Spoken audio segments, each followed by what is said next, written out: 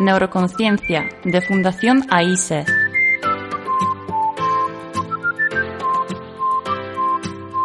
Con Juana Naya.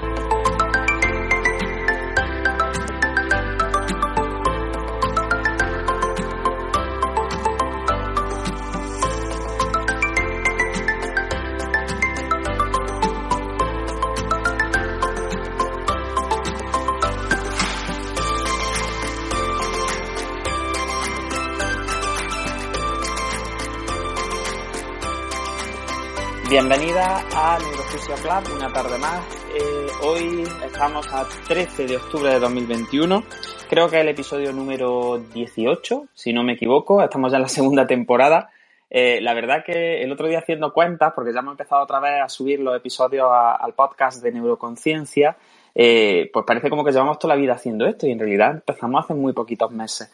Así que quiero daros la bienvenida especialmente a la gente que veo por ahí carillas que no conozco, que no han estado por aquí, y agradeceros de verdad el apoyo que estamos teniendo en redes sociales y en las plataformas de podcasting, pues porque, por ejemplo, en España, en el ámbito de la neurociencia, pues estamos bastante bien posicionados. Eso en un podcast como este, en un programa que se hace en directo, que no se edita, que se cuelga tal cual va saliendo, que es tan cutre, porque nosotros somos un poco cutres, no nos dedicamos a esto ni mucho menos, pues la verdad que esto es un orgullo. Entonces, pues estamos contentísimos de tener ya más de 5.000 y pico reproducciones en Spotify, por ejemplo, y de que la comunidad vaya creciendo, y sobre todo porque estamos aprendiendo mucho.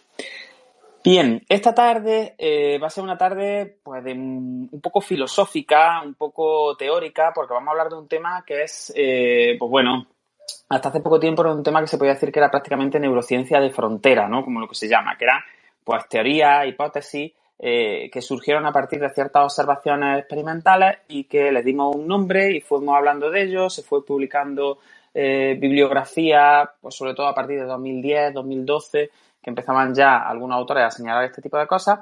Y no va a ser un tema pues tan específico como temas que hemos hecho de neuroanatomía funcional o, bueno, cuando hablábamos de equilibrio, los monográficos de la temporada pasada, ¿no? Pero yo creo que es un tema bonito y que se presta mucho a la participación. Así que desde ya pido a la gente que se quiera unir, que solicite abrir micro y estaremos encantados de escucharos. Esta tarde, por tanto, vamos a usar una especie como de tercera parte de los libros que nos inspiraron, ¿no? Llevamos 2 semanas haciendo esos programas. Hicimos un libro que nos inspiraron uno hace 2 semanas. La semana pasada dedicamos el programa prácticamente completo a Oliver Sacks y estuvimos hablando de varias de sus obras más representativas, ¿no? Aunque dejamos mucho por contar y esperamos poder dedicar algún día un monográfico de varias horas a este hombre que es tan entretenido. Y Paula y yo, que ahora saludará, pues nos hemos pasado como los 2 días intentando introducir nuestro libro, ¿no? Nuestro libro que nos inspiró, porque habíamos quedado en hablar de un libro que en español se tituló algo así como El arte y la ciencia de no hacer nada o Autopilot en inglés, ¿no? Que está publicado, es de un autor que se llama Andrew Smart, que ahora hablaremos un poquito de él. Como no había pie a hablar de él, porque siempre pues, nos enganchábamos a hablar de otros libros y nos interesa mucho todo y, en fin, pues imaginaros, dije, venga, pues vamos a hacer un programa específico en el que con la excusa de hablar de este libro, que a los dos nos gustó mucho hace ya unos años cuando tuvimos la suerte de tenerlo en las manos, pues con esa excusa nos vamos a entretener a hablar de redes neuronales. En concreto, la red neuronal por defecto, que es la piedra angular sobre la que gira y gravita el libro de Andrew Smart, pero también pues luego podemos, si os apetece, entrar en otro tipo de redes atencionales que a Paula yo sé que le gustan mucho y que creo que pueden ser también muy interesantes. Así que bueno, voy a presentar a las 2 personas que están ahora mismo conmigo aquí arriba con micro y de verdad, soy muy pesado, pero el que quiera hablar, que hable, tengo muchas ganas de escuchar voces nuevas y de compartir cosillas con vosotros. Así que, Paula, buenas tardes. ¿Qué tal? Paula Iglesias, neuropsicóloga de la Fundación AISE. ¿Cómo se presenta la tarde? Hola, pues nada, muy bien. La verdad que con un tema muy interesante a debatir y a ir comentando a lo largo de este ratillo. Efectivamente, llevábamos ya un par de semanillas con ganas de hincarle el diente a este libro, porque, bueno, yo creo que tanto el autor del libro como el contenido en sí, pues es maravilloso, ¿no? Porque él expone a través, pues eso, de la excusa un poco esta de el arte de no hacer nada, te expone de una manera muy sistemática y pero muy amena, pues cómo funciona la red neuronal por defecto, cómo se descubrió, cuáles son sus usos, cuáles son sus utilidades, por qué está ahí y cuestiones bastante curiosas e interesantes que ondan, ¿no?, alrededor de esta red. Así que la verdad, pues bueno, con muchas ganas de ir desgranando algunas de las cosas que nos han parecido más interesantes y pues comentarla con la gente que le apetezca participar y nada, y cuando A queráis. echar el rato, ¿no? Eso es. Vamos a echar el rato aquí hablando de fricaza. Bueno, pues Yolanda, te veo que estás de hablante. ¿Estás disponible o la niña te tiene enganchada? Hola, pues sí, estoy por aquí disponible. Igual si en algún momento se escucha a la peque, pero estoy. Y con muchas ganas de escucharos porque es un libro que yo no he leído y aunque voy a escuchar muchas veces hablar de él, cada vez que habláis aprendo mucho, así que deseando escuchar y aprender. Estupendo, pues si os parece vamos a meternos ya en tarea. Como se me va, ya hay bastante gente en la sala y no veo a todo el mundo. Si alguien solicita y si veis los coadministradores que quiere hablar, pues porfa darle también voz, ¿vale? Porque como yo voy a estar aquí con Paula mano a mano, pues puede ser que se me pase. Entonces, si veis alguna solicitud por ahí, porfa, os pido que Yolanda o Manuel, quien pueda, pues nos ayude un poquito a organizar, ¿vale? Y sobre todo que insistáis, si veis que levantáis la mano y pasamos de vosotros y no os damos voz, pues hacer así como gestitos, mandar podéis mandar como cienes de estos, veis que tenéis aquí emoticonos, pues podéis mandar así como cienes o risas o algo, en plan, Juan, por favor, o levantad la mano, que quiero hablar y no te has dado cuenta, tío, que déjate ya de rollo. Bien, pues hechas las presentaciones, vamos a empezar, Paula, si te parece. Como ya os digo, vamos a hilar, a vertebrar las intervenciones hablando de un libro que se llama Autopilot en inglés. En español se tradujo como El arte y la ciencia de no hacer nada, que es un libro de Andrew Smart, en el cual, pues bueno, este hombre siempre, a mí me gusta mucho porque es muy dado a hablar de este tipo de neurociencia de frontera que yo os comento, ¿no? Que es como llevar hipótesis que están empezando a probarse pero que todavía no se encuentran totalmente desarrolladas y darle una aplicación práctica, una aplicación divulgativa que cualquier persona sin conocimientos, ninguno prácticamente de neurociencia, pues puede leer y puede aprovechar. Entonces yo lo recomiendo mucho. Si queréis, pues ahí alguien de los que lo tengáis en la portada o lo que sea, lo podéis tuitear. Y es un libro muy baratito, que se lee muy rápido, en inglés y en español y la verdad que bueno. ¿De qué idea parte este libro? Pues bueno, este libro parte sobre todo de la idea, ahora Paula nos comentará un poco, de que hay que hacer un cambio entre las ideas que teníamos antiguamente. Históricamente veníamos de unas ideas que consideraban que el cerebro tenía una actividad pico, principalmente cuando estaba desarrollando tareas complejas. Es decir, venimos de una tradición muy corticocentrista, muy centrada en funciones cognitivas y entonces pues nuestra idea del cerebro era que cuando el cerebro estaba desarrollando funciones cognitivas de alto nivel, pues como podría ser la función ejecutiva, como podían ser tareas de memoria complejas, es decir, reconocimiento, velocidad, pues entonces nuestro cerebro tenía como un pico de activación, que eso iba por unas redes determinadas, que tenían unos nodos determinados, algún día podemos hablar de conectómica también si os apetece, y bueno, cuando no estábamos metidos en esas tareas, como que el sistema nervioso era un ser más pasivo, es decir, era como que no estaba tan activo. ¿Por qué? Porque la función principal de nuestro sistema nervioso al final era recoger información, procesarla, trabajar con ella y eso es pues como un coche, ¿no? Que tiene un motor que cuando tú estás subiendo una cuesta arriba, pues le pisas el acelerador, se revoluciona, gasta un montón de combustible y se pone caliente y como haga calor es capaz hasta de empezar a echar humo y romperse, ¿no? Pues esa era un poco la idea que veníamos trayendo desde varias décadas con respecto a la organización en red del sistema nervioso. ¿Qué pasa? Yo voy a abrir aquí un poquillo por contaros el cuento de cómo surgió un poco esto y luego ya abrimos las intervenciones. Al principio, pues esto surgió de una forma muy casual. ¿Por qué? Pues porque sabéis que se hacen muchos experimentos en los cuales pues se pone a la gente a hacer distintas actividades cognitivas, muchas tareas, que luego Paula nos puede comentar un poquillo más en profundidad, y se hacen estudios con ellos dentro de equipos de neuroimagen, por ejemplo. Imaginaros pues en resonancia magnética funcional, ¿no? Que son tareas muy facilitas porque dentro de una reso no te puedes mover mucho. Pues son tareas, ya os digo, de poner a la gente a pensar, a hacer cálculos o a lo que sea dentro de un cacharro que mide tu actividad cerebral. Entonces, claro, era muy interesante pues ver cómo, pues venga, cuando la persona está calculando se activa no sé qué. Pero imaginaros, si tiene un electroencefalograma puesto también, pues cuando la persona está haciendo no sé qué cosa, está pensando, está evocando nombres de frutas, pues fíjate, parece que por aquí va la activación, ¿no? Así simplificando mucho, para que me entendáis.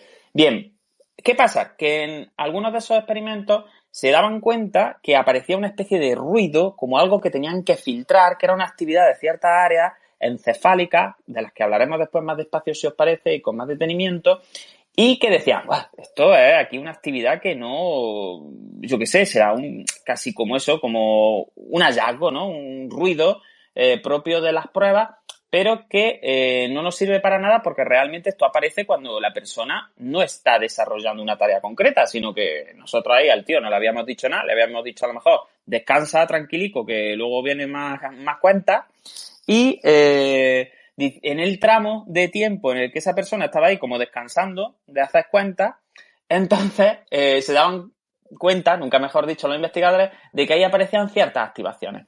Ya os digo que al principio, resumiendo mucho, entendían que esas activaciones eran, pues eso, casi defectos de la máquina, para que me entendáis, no eran como, bueno, ruidos, eran, pues bueno, oscilaciones que no tenían ningún sentido. Pero ¿qué pasa? Que algunos autores se daban cuenta de que ese cierto tipo de activaciones eran bastante congruentes entre distintas personas que implicaban a ciertos grupos neuronales, a ciertas áreas bastante específicas del sistema nervioso, y entonces empezaron a investigar si había una parte de nuestro encéfalo en general y del sistema nervioso, ya si hablamos en términos todavía más amplios, que estuviera activa cuando no estamos haciendo nada, entre comillas, ¿vale? Por eso, este autor, Andrew Smart, coge como este concepto del que os estoy hablando y profundiza en el hecho de, vamos a ver, si es cierto que cuando nuestro sistema nervioso, nuestro cerebro, no está ahí trabajando cuesta arriba, como el ejemplo del coche que he puesto antes, ¿no? No está ahí sudando la gota gorda, haciendo cosas complicadas, cognitivas. Si es cierto que cuando no está haciendo eso, hay una actividad también. Primero, ¿de dónde viene esa actividad? Segundo, ¿tiene eso algún tipo de función? ¿Sirve para algo? Tercero, ¿está correlacionado con algún tipo de capacidad? ¿Mejora o empeora luego el desempeño en otras actividades? Es decir, ¿qué es eso? ¿De dónde viene? Y si puede tener un uso o si puede tener una función determinada, ¿no? Bien, pues a partir de este cuentecillo que os estoy contando un poco, surge el concepto de red neuronal por defecto. Vale, esta red neuronal por defecto, simplificando mucho, y ahora ya le doy la palabra a Paula, sería como ese conjunto de activaciones en red que se producen cuando no estamos dedicados a realizar una tarea que requiere de nuestra atención monitorizando esa tarea que estamos desarrollando, ¿no? Entonces, pues claro, por eso Andrew Smart le llama al libro El arte y la ciencia de no hacer nada. Es como él defiende en este libro, y ahora podremos ir desarrollando un poco la teoría, cómo también es necesaria esa activación, cómo es necesario como cultivar esa red neuronal por defecto, porque tiene mucha influencia en los procesos cognitivos posteriores y en otro tipo de actividades, ¿vale? Bien, pues hecha esta presentación así como de los Looney, de la red neuronal por defecto, ¿no? De cómo surge un poco y qué significa así para la gente que a lo mejor, porque hay mucha gente aquí abajo que no conozco, pues que no haya oído nunca hablar de ella y que no tenga muy claro de qué va, pues ahora vamos a ir profundizando poco a poco. Ya os digo, podéis participar siempre, preguntarnos lo que queráis. Así que, Paula, si te parece, yo la primera pregunta que te haría es, ¿recuerdas cuándo fue la primera vez que tuviste a hablar de la red neuronal por defecto y qué te pareció el concepto? Y luego, aparte, ¿cómo te ¿Cómo encontraste tú el libro de Andrew Smart, este libro del arte y la ciencia de no hacer nada? Si te lo recomendó alguien, cómo llegaste a él y cómo fue cambiando tu idea sobre lo que era la red neuronal por defecto. Bueno, pues la verdad es que la red neuronal por defecto es algo que desde a partir del año 2000 o así siempre ha estado un poco ahí, ¿no? El concepto, pero es cierto que yo no profundicé o no me adentré mucho en el ámbito hasta que de manera totalmente divulgativa encontré el libro, empecé a leerlo, me fascinó totalmente y ya me puse a investigar un poco más junto con ya las demás formaciones de máster y demás que fui haciendo. Pero bueno, es cierto que el libro pues lo encontré de manera totalmente casual en una librería que ya por desgracia no existe en Granada, pero bueno, yo siempre me iba ahí a la sección de neurociencia, de psicología, vi el libro, vi la contraportada, me llamó la atención cómo estaba escrito y demás, y dije, venga, pues vamos a ello.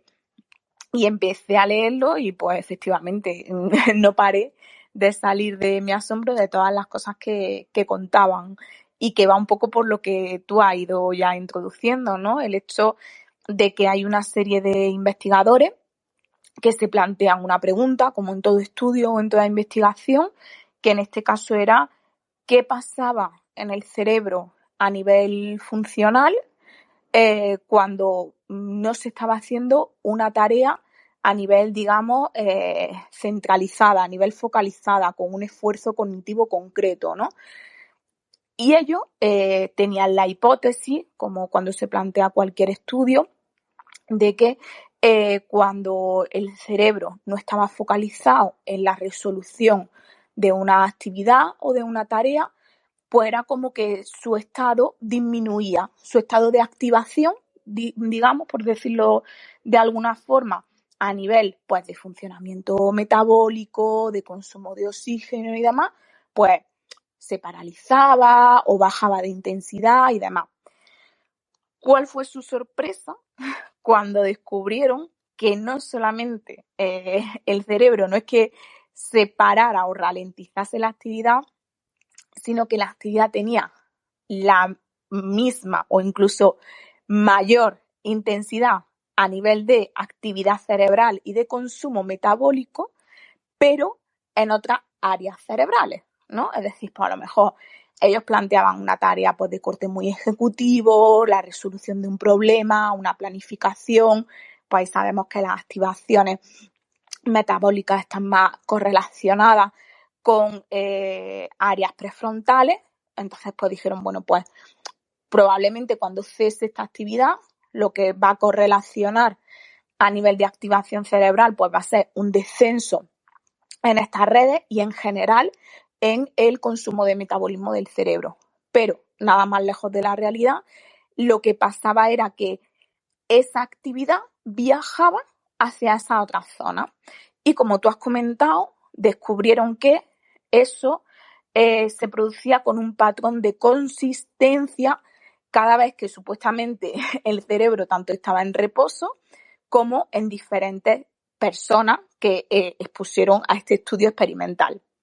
Entonces, claro, como vieron esa sistematización en este tipo de hallazgos, pues ya les dio pie a generar el constructo teórico de la red neuronal por defecto. Y ya empezaron a investigar sobre ella y efectivamente viendo que lo que pasaba es que la actividad de los sujetos se incrementaba a nivel cerebral cuando en un principio ellos pensaban, o la mayoría de nosotros podemos tender a pensar de una manera pues lógica, intuitiva, que nos estamos desentendiendo, ¿no? Desconectando un poco del mundo exterior, pues entonces es como que entramos en un proceso de off. Pero como hemos comentado antes, nada más lejos de la realidad, lo que está haciendo ahí el cerebro es permanecer activo, pero en otras áreas. Y además se ha descubierto que la consistencia de actividad en esa área es muy importante para que toda la información que hemos procesado antes en un estado, digamos, como de foco, de alerta y de resolución, digamos, se integre bien en el sistema y de consistencia a esa parte resolutiva que acabamos de realizar. No sé si más o menos la idea se entiende un poco. Sí, Paula, es como si dejáramos que para poder utilizar la información y para poder utilizar las capacidades que hemos adquirido en momentos en, como tú dices, que el foco está como más centralizado y nosotros estamos trabajando a un rendimiento consciente más alto, pues como que para que eso nos nutra y que para que nuestras estructuras puedan utilizar esa información de una forma luego más eficaz, es necesario que se activen estas redes neuronales, que encima además, otro aspecto que a mí me llama mucho la atención es que son como de activación inversa a la otra, es decir, que cuando la activación tiende más, oscila más hacia la red neuronal por defecto, como que las otras están más tranquilas, por así decirlo, como que esas zonas están más silentes, y al contrario, es que como cuando la oscilación se va hacia las áreas que están más relacionadas con la atención ejecutiva, con el mantenimiento de funciones cognitivas de más alto nivel, como que la red neuronal por defecto se silencia un poco, ¿no? Entonces, esa oscilación también le da mucha congruencia al hallazgo, ¿no? Porque no es algo ahí que está siempre como por defecto, ¿no? Que se llame así, y que no tiene cambios de activación, ¿no? Porque si no podríamos decir, mira, eso es ahí como una especie de ruido de fondo, ¿no? Que era a lo mejor lo que se pensaba al principio, que está siempre activo y sería pues como, yo qué sé, como el ralentí del coche, ¿no? Como que el coche está ahí en su movimiento y hasta que tú no aceleras no aparece verdaderamente la activación importante. Pero no, sabemos que no es que esté ahí siempre esperando que el otro se active, sino que efectivamente cuando las redes más relacionadas con cognición más dura, por así decirlo, no más consciente, se activan, como que la red neuronal por defecto baja sus niveles de activación y vuelve a aumentar cuando la persona se pone otra vez como a hacer, pues eso que en el libro, por ejemplo, llaman el mind wandering, es decir, cuando pasa el rato pensando en las musarañas, que diríamos así resumiendo rápido, ¿no? Entonces, ese aspecto a mí me llama mucho la atención, esa alternancia, ¿no? Entre redes neuronales más relacionadas con tareas concretas y redes neuronales por defecto, y encima cómo además es necesaria que se produzca esta activación por defecto, porque si no, el sistema tampoco funciona correctamente, ¿no? Sí, totalmente. Además, es como tú dices, no es que partamos de una conceptualización de que estamos en un stand-by con la red neuronal por defecto y luego ya en la red en foco es como que nos activamos un poco más. No, es que de hecho este cambio de oscilación se hipotetiza que cuando se va a la red neuronal por defecto, se consume más energía a nivel cerebral que cuando se ejecutan tareas específicas a nivel resolutivo. Es decir, esa red que se genera de manera espontánea y de manera totalmente intrínseca para desarrollar tareas específicas de coherencia, robustez e integración de lo que hemos hecho en los momentos precedentes, parece que gasta más recursos que la propia red en foco, ¿vale? Y de hecho, bueno, pues luego si queréis podemos ir comentando porque hay ejemplos de patologías concretas, como por ejemplo, pues en este libro se habla de cómo en el Alzheimer hay predictores de cómo la red funcional por defecto es verdad que parece que no se comunica por sí misma de una manera totalmente eficiente, y por eso las personas cuando también intentan estar en foco o estar en modo de resolución no funcionan de una manera, digamos, totalmente exitosa, porque los mecanismos de integración, cuando supuestamente el cerebro está en reposo, que ya estamos viendo que no es así, no se están anexionando de manera adecuada y no están funcionando de una manera correcta.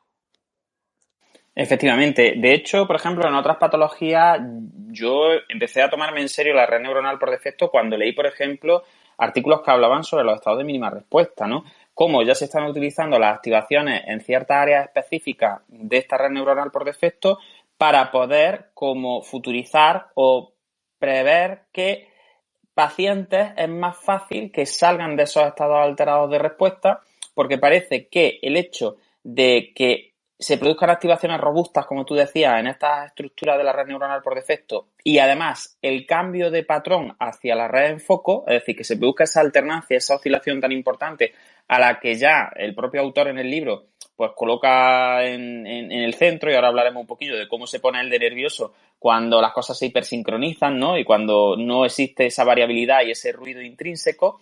A mí me llamó mucho la atención cómo ya se estaba tomando en serio de esta forma, es decir, cómo se estaban haciendo predicciones sobre la salida de un estado de respuesta alterada a partir de la activación de estas redes neuronales por defecto. Entonces, pues me parece interesantísimo, y en demencias, como has comentado, pues también incluso en algunas enfermedades en salud mental, pues también se ve que la red neuronal por defecto se encuentra alterada. Entonces, aunque no vamos a entrar específicamente en patología, pues porque creo que este programa tiene que ir sobre todo un poco de hacer esa introducción, ¿no?, conceptual, y de que tengamos claro más o menos de qué va el tema. Luego ya podríamos incluso sacar algún artículo algún día específicamente sobre este tema.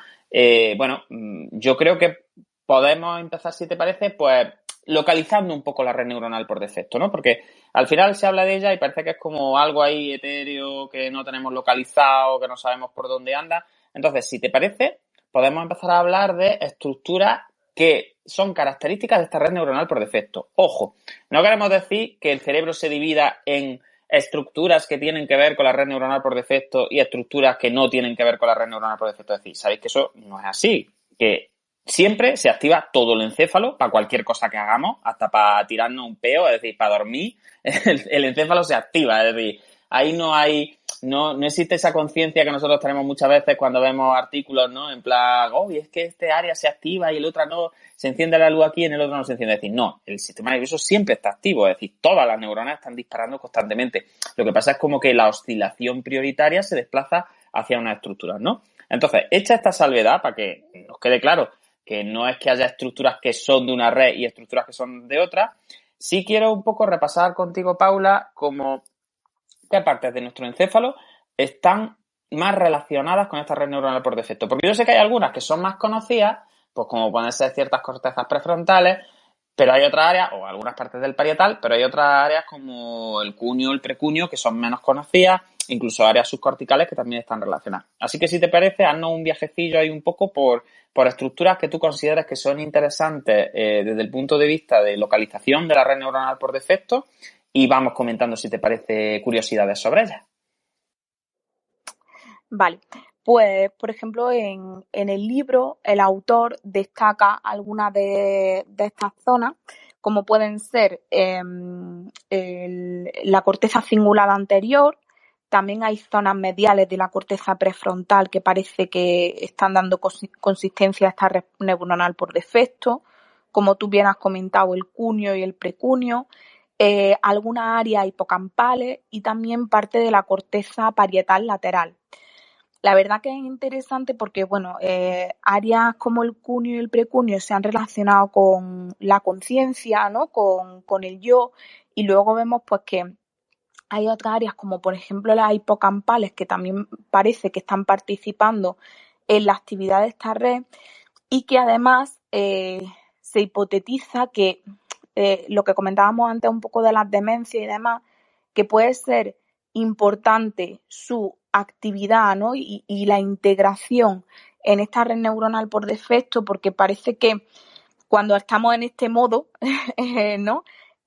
Lo que hacemos también es como asentar recuerdos, generar proyecciones nuestras hacia el futuro, reflexionar sobre situaciones actuales, y empezamos como a relacionar conceptos que hemos vivido, ¿no? Entonces, claro, parece que la unión de todas estas zonas puede que esté muy relacionada con procesos de conciencia, con procesos del yo, con procesos de integración a nivel nésico y con darle, pues como hemos comentado, esa robustez y esa coherencia a todos esos eventos específicos que antes hemos vivido, hemos planificado, hemos razonado o hemos gestionado de alguna manera, pues un poquito más consciente, más voluntaria y con algo más de esfuerzo a nivel cognitivo, voluntario, ¿no? Pero luego vemos como toda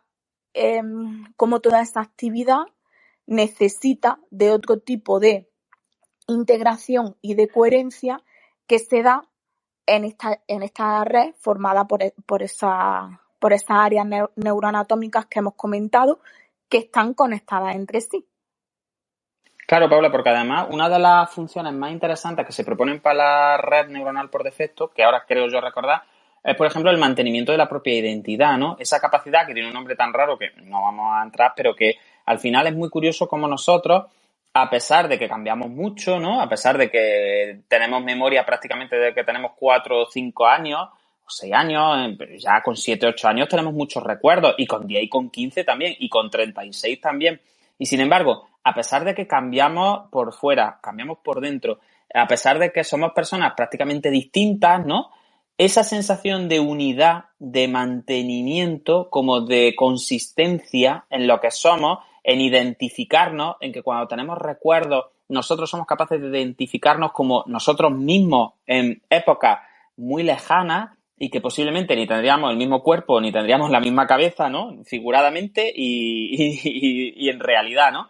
Y sin embargo, esa sensación como de autoorganización del yo, de que el yo se mantiene a pesar de los cambios y a pesar de las décadas, y esa sensación de identidad y de permanencia de la propia personalidad y de la propia identidad, entendedme, estoy hablando así un poco rápido para que me entendáis, pues parece que está muy relacionada con estas redes neuronales por defecto. De hecho, algunas de las estructuras neuroanatómicas que Paula ha comentado, pues, son de manual, áreas que están muy relacionadas tanto con la motivación intrínseca, están muy relacionadas con la capacidad de responder frente a estímulos que vienen de nuestro propio medio interno, están muy relacionados con la iniciativa, por ejemplo, pues he hablado de las cortezas cinguladas anteriores, ¿no? Que son básicas en esa integración entre la parte más ejecutiva prefrontal y algunas partes más límbicas. Sabéis que el cíngulo anterior está muy relacionado, es como una frontera ahí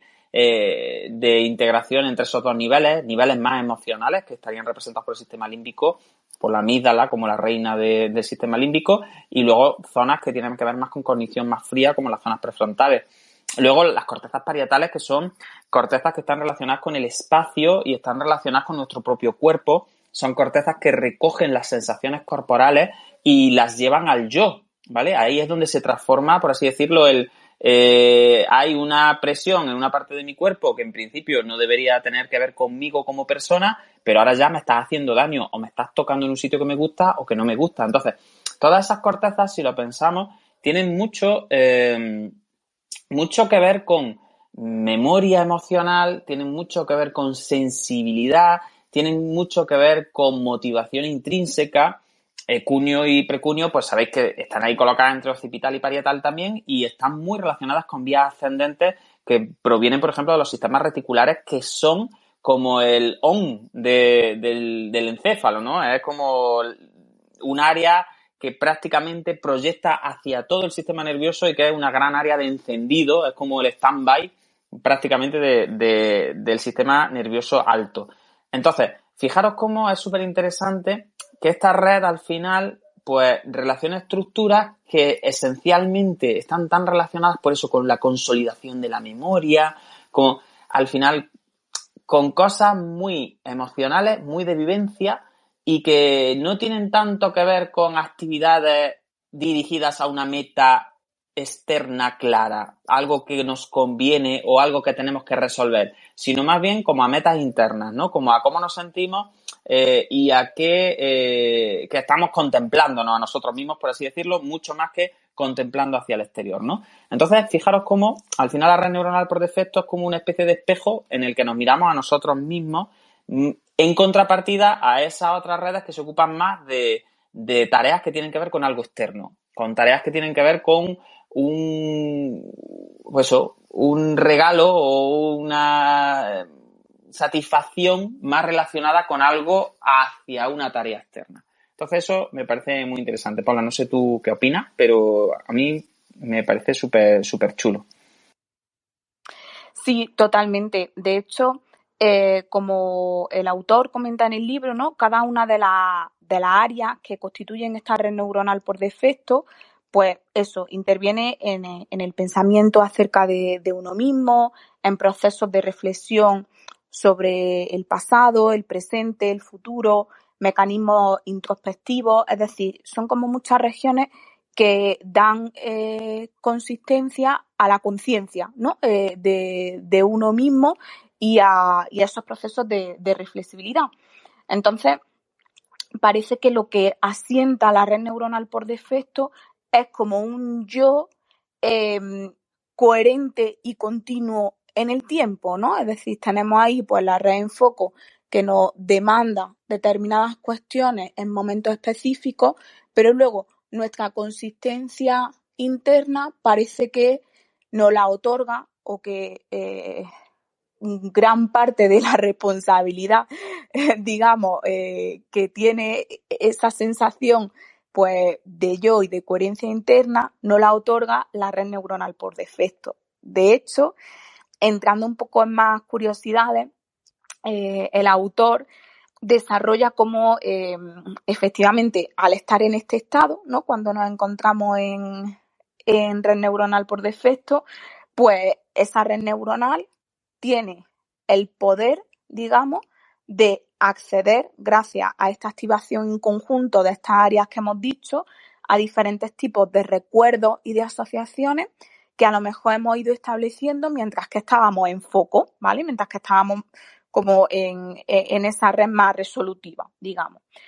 Entonces, cuando nos encontramos en red neuronal por defecto, parece que esas áreas se comunican asociando conceptos a nivel de recuerdo, a nivel de asociaciones conceptuales, espaciales, como tú también has comentado, y lo que parece que pasa ahí, o a lo mejor una de las resultantes que nosotros vemos en nuestra vida diaria, es que de repente hay esos momentos de eureka, ¿no? Como él dice, es como, vale, pues cuando supuestamente estamos en reposo es cuando esta red tiene la oportunidad de asociar y de entender cosas con una lectura a lo mejor distinta a la que le hemos dado cuando estábamos como de manera muy explícita en la tarea.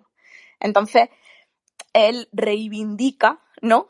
la importancia de dar coherencia, espacio y tiempo a la actividad de estas regiones en su conjunto, porque aportan mucho a lo que, pues, al pensamiento, al desarrollo cognitivo y a eso, y a la consistencia interna propia de la persona.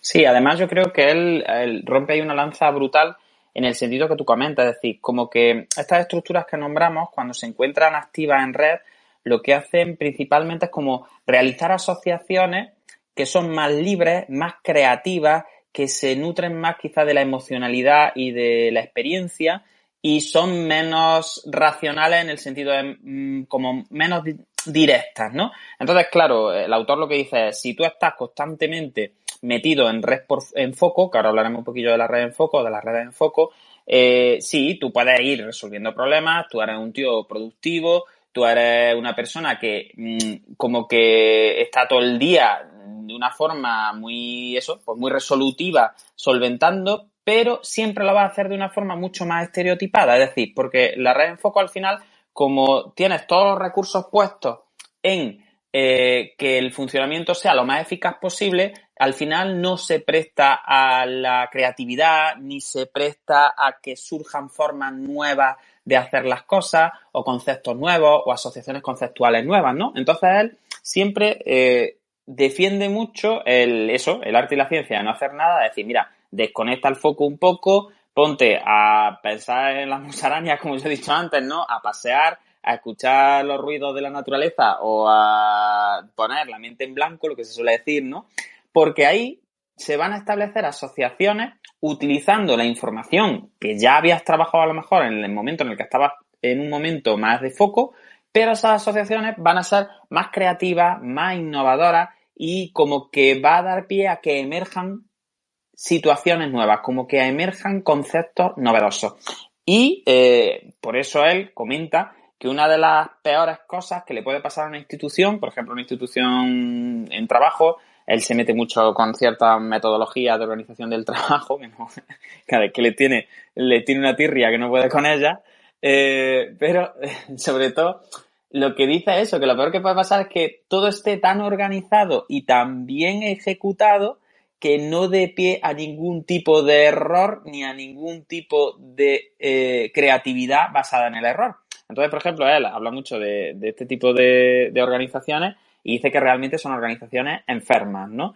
Porque solo de el error puede surgir como la novedad de que ha ocurrido algo nuevo que no estaba previsto, que no entraba dentro de nuestros esquemas y entonces el sistema tiene que encontrar formas nuevas de enfrentarse a esa variabilidad, ¿no? Mientras que con redes más en foco y con formas de funcionamiento más basado en asociaciones directas, específicas, funcionales, pues como que vale, que se solucionan los problemas, pero siempre se solucionan de la misma forma, ¿no? Entonces es verdad que suena muy poético, pero él le da un sustrato neuroanatómico y también muy antropológico, porque este hombre es antropólogo y yo que soy antropólogo también, pues tengo que romper una lanza ahí en favor de los antropólogos, porque lo explica muy bien y le da un toque así como romántico, pero al final es cierto, es decir, parece ser, según los hallazgos que vamos viendo, que la sobrecarga de las redes en foco al final lo que hacen es como hipersincronizar nuestra forma de solventar los problemas y al final nos hacen más rígidos, no dan pie a que nos equivoquemos y cuando nos equivocamos como que tendemos más a bloquearnos porque no estaba previsto eso y no sabemos cómo reaccionar a eso que no estaba previsto, ¿no, Paula?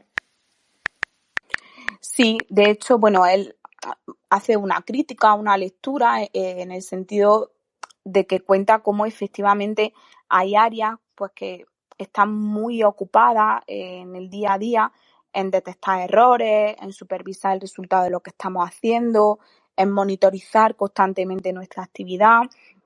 Y entonces, claro, cuando gracias a la red neuronal por defecto estas áreas se encuentran un poco libres para detectar otro tipo de relaciones entre esas conductas, digamos, tan explícitas que hemos ido realizando antes, emergen, ¿no? Mecanismos asociativos muy interesantes a nivel cognitivo, ¿no?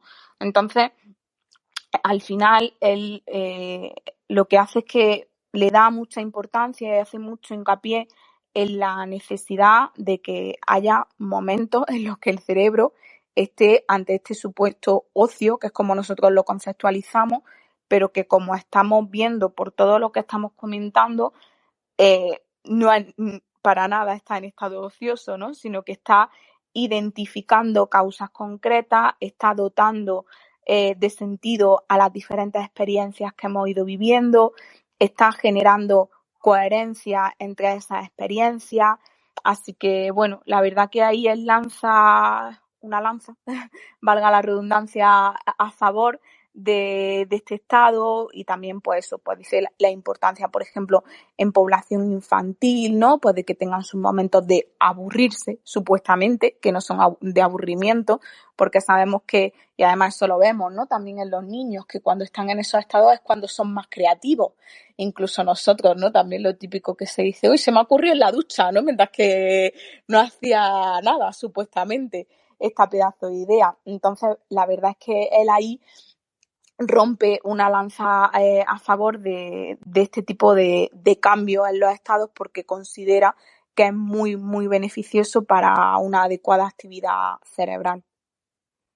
Claro, además él parte de, y a mí eso me flipa también muchísimo, de un análisis de dinámica de sistemas que además, yo siempre lo digo, que hay que leerse las 10 primeras páginas de este libro solo para tener una idea de los conceptos clave de dinámica de sistemas de la forma más clara, más explicativa y más como concreta que se puede desarrollar, ¿no? Entonces, él parte de que el sistema nervioso es un sistema que se caracteriza porque aunque conozcamos la información que está entrando y conozcamos el estado en el que se encuentra ese sistema, no podemos en ningún caso hacer predicciones 100% fiables sobre cuál va a ser el output, es decir, es un sistema completamente abierto, es decir, no es un sistema cerrado en el que tengamos clarísimo cómo es el funcionamiento. Luego enumera los principios de emergencia, enumera los principios de autoorganización. Él, por definición, dice que la red neuronal por defecto se basa en la autoorganización. Y luego entra en 3 conceptos, entra en muchos más, ¿no? Y yo no quiero extenderme demasiado porque son ya las 9 menos 10 de la noche y llevamos un rato aquí Paula y yo ya cascando, ahora abriremos un poquillo el coro. No quiero entrar en todo porque además a mí la dinámica del sistema, si hay algo de lo que me gusta hablar es de eso. Pero sí, Paula, no me gustaría que se nos quedaran en el tintero como 3 conceptos básicos. Ya digo, aunque me encante la autoorganización, aunque me encante el sistema nervioso como sistema no lineal, aunque, en fin, y abierto, aunque, es decir, aunque me guste todo eso, pero hay 3 conceptos que para mí son básicos. Y uno es variabilidad, es decir, cómo la variabilidad es necesaria, como ya hemos introducido un poquito, para generar respuestas innovadoras, para que el sistema pueda generar nuevas emergencias cada vez más adaptadas que puedan hacer frente a problemas nuevos con soluciones nuevas. Es decir, esa variabilidad inherente a los sistemas no lineales a mí me parece apasionante. Y luego también me encanta el concepto de error, que el error está muy relacionado con la variabilidad y que yo sé que, por ejemplo, que a Yolanda también es un tema que en aprendizaje motor, pues venimos históricamente de un montón de técnicas, de métodos y conceptos en neurociencia clínica que demonizaban el error y que decían que el error se mal aprendía y que madre mía y las compensaciones no sé cuánto. Entonces, el error para mí es otro concepto clave junto a la variabilidad y sobre todo también el concepto de ruido, que yo creo que el concepto de ruido es difícil de explicar y de entender si no estamos familiarizados con la dinámica del sistema.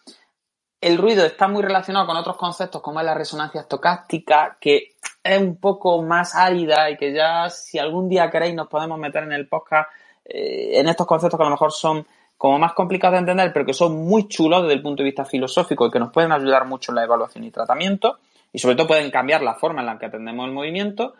Pero si te parece, vamos a ir paso a paso. Vamos a empezar a hablar sobre variabilidad, es decir, ¿por qué Andrew Smart le tiene tanta manía a las cosas que funcionan de forma muy organizada y se pasa medio libro criticando, por ejemplo, al Six Sigma, que es es un modelo, yo no sé si conocéis, esto tiene que ver más con rollos empresariales y cosas así, que yo siempre digo que, en fin, que yo soy un cateto de este tipo de cosas, pero al final el Six Sigma es como una estrategia, lo que se llama estrategia de mejora de procesos, ¿no? En industria y en empresa, que básicamente se basa en reducir la variabilidad, es decir, reforzar y como llegar a la máxima optimización de todos los procesos y entonces eliminamos todos los defectos, todos los fallos, tanto en el desarrollo del producto como en la entrega, como en el envío, como, en fin, todo el servicio que se le da al cliente se tiene que caracterizar por la eliminación de todos los defectos, de todos los errores y de toda la variabilidad, ¿no? Y el Andrew se pasa, pues, yo qué sé, parece que es todo, el Six Sigma, porque claro, es lo que defiende en el libro, es todo lo contrario, es decir, no, vamos a ver, señores, si funcionamos siempre eliminando completamente la variabilidad, al final funcionamos como robots que estamos programados para solucionar una serie de problemas de una forma muy determinada, que es para la que hemos sido entrenados, pero que como pase algo nuevo, aquí nos cagamos todas las bragas, ¿no? Y no le sabemos hacer frente. Entonces, ese concepto de variabilidad inherente, si te parece, podemos empezar a comentarlo y cómo él prioriza el hecho de la falta de variabilidad como algo enfermizo, lo llega a relacionar incluso con la hipersincronización que se da en un ataque epiléptico, que realmente desde el punto de vista fisiológico no deja de ser una hipersincronización, que todas las ondas se ponen muy ordenaicas y disminuye la variabilidad intrínseca de la actividad cerebral. Y cómo eso para él es como el pecado capital, ¿no? Se pasa medio libro o 3/4 del libro criticando y diciendo que estas formas de organización del trabajo generan entidades que están enfermas y que funcionan como verdaderos ataques epilépticos tanto para sus empleados como para la humanidad en general, ¿no? Y no vamos a entrar en esa parte luego también política un poco que tiene el libro al final, pero está muy relacionado, fíjate cómo se lleva lo neurológico puro, el aprendizaje motor puro a la sociedad, ¿no? Pero no sé qué te pareció, pero yo creo que es interesantísimo el concepto de variabilidad. Pues sí, la verdad es que sí. Además, yo recuerdo, como efectivamente has comentado, él, bueno, es un científico muy completo, ¿no? Y que analiza como muchos sistemas diferentes.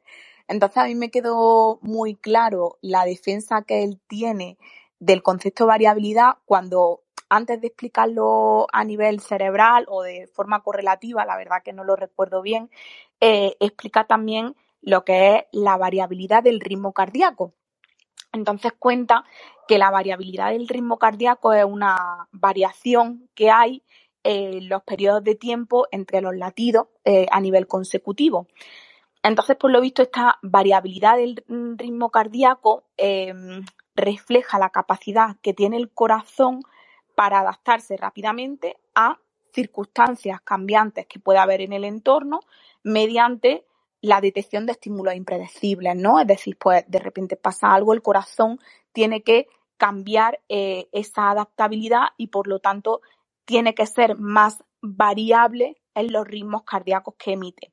Entonces, pues por ejemplo, una variabilidad del ritmo cardíaco baja pues puede ser predictora de que haya un riesgo elevado de un accidente cerebrovascular, de una muerte súbita por un paro cardíaco y demás. Entonces, claro, la lectura que él hace ahí es que cuanto menos lineal es el corazón, cuanto menos lineal es cuanta mayor capacidad de variabilidad hay en el ritmo cardíaco, mejor está funcionando el sistema nervioso autónomo. Fíjate que aquí nos hemos ido por completo, ¿no? A otra cosa, pero creo que se ve muy bien cómo no solamente el cerebro como sistema complejo, sino en general todo el organismo, ¿no?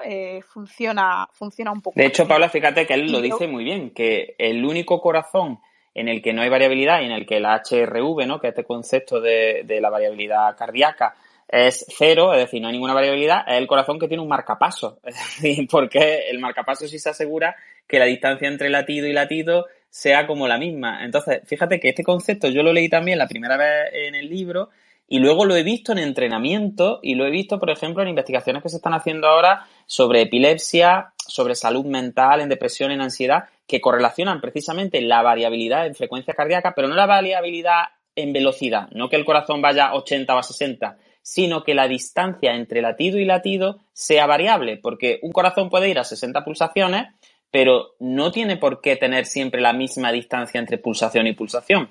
Pues bien, así explicándolo rápidamente, cuanto más distinta sea la distancia que hay entre latido y latido, eso es un corazón más sano, es un corazón que es capaz de responder de una forma más adaptada al esfuerzo y encima correlaciona con mayor actividad del sistema nervioso parasimpático y parece que sería un buen predictor también ya no solo de calidad cardiovascular, sino también de otras enfermedades, pues ya te digo que están muy relacionadas también con los ciclos. Entonces, yo el ejemplo de la HRV, de la variabilidad de la frecuencia cardíaca y también el ejemplo que pone de la epilepsia, que si quieres cuéntanoslo porque es que también es brutal, ¿no? Al final, me fueron también muy chulos y son conceptos que luego es que los he visto con el paso de los años y he dicho, mira, si es que era verdad lo que decía este hombre, es que al final, cuanto más variable era el latido cardíaco, más sano estaba el corazón.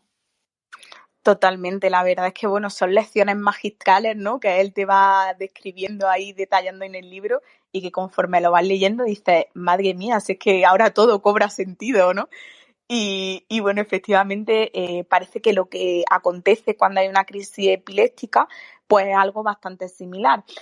Él lo describe como que lo que puede estar pasando, ¿no? Es que, bueno, pues ya sabemos que las neuronas hablan unas con otras a través de comunicaciones que son variables, ¿no? De hecho, en las ondas electromagnéticas que emiten las neuronas para comunicarse las unas con las otras, pues siempre hay cierta variabilidad entre ellas y así es como una área se comunican con otra. Pero parece ser que lo que ocurre es que cuando esas variaciones se suprimen en exceso y esa supresión de la variación se propaga como resultado de una hipersincronización neuronal, entonces ahí es cuando viene la convulsión, ahí es cuando viene la crisis epiléptica, que además también se difunde fácilmente a lo largo del cerebro porque nos encontramos en un estado en el que ya todo está hipersincronizado. Entonces, bueno, este estado pues no es un estado óptimo, digamos, de salud, ¿no? Como lo que pasaba con el corazón, que al final lo que parece que es más adaptable y lo que, digamos, bueno, no voy a decir sobrevive, ¿no? Porque hay gente con crisis epiléptica y con otras muchas cosas que funciona muy bien, pero al final como un índice probable, ¿no? de salud a nivel cerebral y a otros muchos niveles orgánicos es ese componente de variabilidad, porque en el momento en el que se hipersincronizan las neuronas, pues cuando sobreviene la actividad epiléptica y además se puede seguir eh, puede seguir progresando esa actividad por ese componente de hipersincronización y de comunicación que ya se ha abierto a nivel cerebral. Claro, al final, un cerebro muy ordenaico y muy poco variable es un cerebro que no funciona. Entonces, yo creo que ese concepto es brutal desde el punto de vista neurofisiológico y nos da una lección brutal sobre la importancia de la variabilidad y de cómo esa variabilidad es la base de la adaptación, ¿no? Que yo creo que es un poco lo que tú decías. El sistema nervioso, si sirve para algo, es para mejorar la adaptación del ser humano al medio. Entonces, sin variabilidad parece ser que desde el punto de vista fisiológico y mediante el principio de autoorganización, pues perdemos mucha de esa capacidad de adaptación. Entonces, yo creo que esa lanza que rompe ahí a favor de la variabilidad es importantísima. Bien, relacionado con el concepto de variabilidad viene el concepto del error, es decir, de cómo cuando nosotros estamos funcionando mediante esas redes neuronales que no son tanto por defecto, que no están tan relacionadas como con la ensoñación o como con la divagación, ¿no? Como estar pensando en una cosa y en otra, pero no focalizarnos en nada en concreto. Cuando utilizamos esas redes que están más relacionadas con resultados concretos que tienen que ver con un output determinado, es decir, pues como comentaba antes con las entidades, ¿no? Que no haya errores en los procesos porque esto se tiene que hacer así, así, así y así es como se soluciona. Al final, lo que obtenemos es un sistema en el que el error disminuye. Pero claro, al disminuir el error, volvemos a lo mismo. Volvemos a tocar la variabilidad y al tocar la variabilidad disminuye de nuevo la capacidad de adaptación. Entonces, a mí me interesa mucho también cómo este hombre, a lo largo del libro, defiende la red neuronal por defecto como una especie de red que también se encarga como de sacar lo bueno de los errores, es decir, como de reflexionar también y analizar la información de una forma nueva, de una forma como más innovadora, para intentar que surjan, a veces de una forma totalmente inconsciente y de una forma como sin saber muy bien lo que tú decías antes de la ducha, ¿no? De yo no sé por dónde ha llegado esto, pero ¡ting! Se me ha encendido la bombillita, ¿no? Esa bombillita que vemos en los cómics que se enciende, gracias a que como se han producido errores y como la oscilación y la variabilidad ha permitido que el sistema no sea estático, sino que sea como ese trompo que está girando y que gracias al giro se mantiene estable, pues nosotros ahora podamos ir como manteniendo los errores en un rango que sin ser excesivo, porque tira el funcionamiento del sistema, y sin ser demasiado poco, porque entonces lo que genera es disminución de la variabilidad, obtenemos como un aprendizaje óptimo, ¿no? Entonces, fíjate cómo yo con este libro también como que ya me introduje en la importancia de la dosificación del error, de cómo demasiado error desordena todo y es imposible trabajar con eso, pero si limitamos el error al mínimo, lo que obtenemos es un ataque epiléptico, ¿no? Así, pues hablando rápidamente, ¿no? Lo que obtenemos es, pues eso, un marcapasos o un ataque al corazón desde el punto de vista cognitivo, ¿no? En plan, si reducimos el error tanto que no damos libertad a la persona para que explore, por ejemplo, esquemas de movimiento nuevos y para que se enfrente de una forma innovadora, creativa a los problemas de movimiento que le surgen, pues al final también lo que estamos fabricando es gente rígida, ¿no? Que no es tampoco que no está tan sana en el fondo, ¿no? Y yo sí para mí fue toda una revolución el empezar a pensar en la enfermedad como la disminución de los grados de libertad, es decir, en pensar en la salud como el aumento de las posibilidades, el aumento de la variabilidad y de poder enfrentarte a los problemas de muchas formas distintas, ¿no? Sí, la verdad es que totalmente, ¿no? Es decir, él habla de la importancia del del error, porque efectivamente cuando estamos en modo foco, ¿no? En modo, digamos, de alerta, cuando las redes neuronales pues más explícitas y más de resolución de problemas están activadas o estamos en el estado oscilatorio donde estas redes están trabajando, lo que pasa es pues eso, que estamos como muy alerta, tenemos que detectar un sinfín de estímulos, tenemos que trabajar de una manera pues muy rápida, ¿no? Monitorizando constantemente todo lo que está pasando. Entonces, eso, por un lado, está genial, ¿no? Pero, claro, llega un momento en el que necesitamos dar como una especie de reflexión y de relectura, como tú has comentado, a esas cuestiones que están pasando en la vida real, ¿no? Y que son tan demandantes.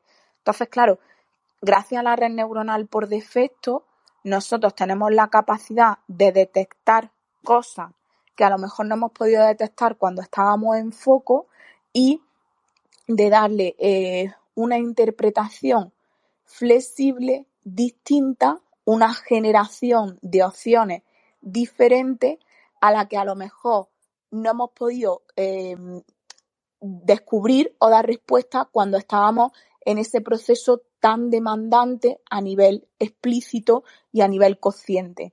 Entonces, efectivamente, la importancia de primero que exista el error y luego que sea procesado de esta manera, él la defiende mucho, ¿no? Y la recalca a lo largo del libro. Y yo creo que al final es por esto, ¿no? Y también por lo que tú comentabas, porque también cuando estamos en esa red neuronal por defecto, le damos al cerebro la oportunidad de ser flexible y de que se comuniquen áreas que cuando estaban en foco no se estaban hablando entre sí.